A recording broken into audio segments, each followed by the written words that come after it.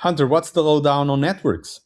Hierarchy versus network is a design choice. Corporations choose hierarchy because they choose to impose authority. They believe that individual discretion and creativity and innovation at the individual level is a hazard. It's got to be eliminated, though we can't afford that discretion.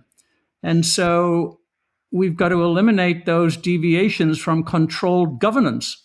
And so they choose top-down authority. People with a C in front of their name can impose the rules and the instructions on their subordinates. That's typically a term that's used. They're in a layered organization where, as Doug said, that everything tumbles down from the top. They gather all the knowledge at the top because that's where the people who are smart enough to use knowledge can process it and create the decisions that everybody else must follow. And they choose to create plans to allocate resources so that people don't have leeway anywhere else in the corporation. And so they like to specify all behavior.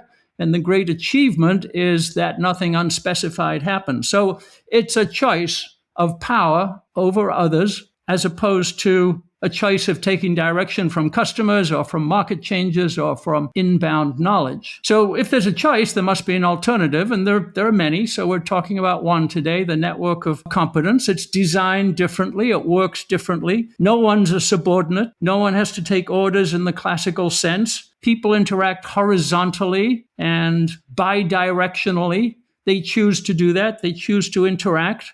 That's coordination, not instruction.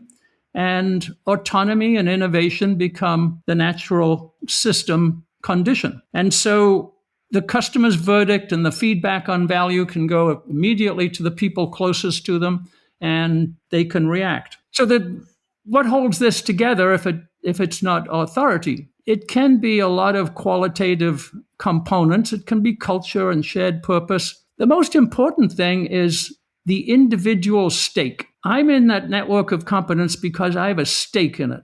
My stake is my own personal competence. I need to demonstrate how I can contribute. I've got a stake in the outcome because that's something that's important to me. I choose to be on this team with my colleagues. I've got a stake in what the outcome is. So instead of climbing the ladder of politics to get to the top and get one of those C's in front of my name, I've got a stake in the outcome at my location in this network. That's the binding force.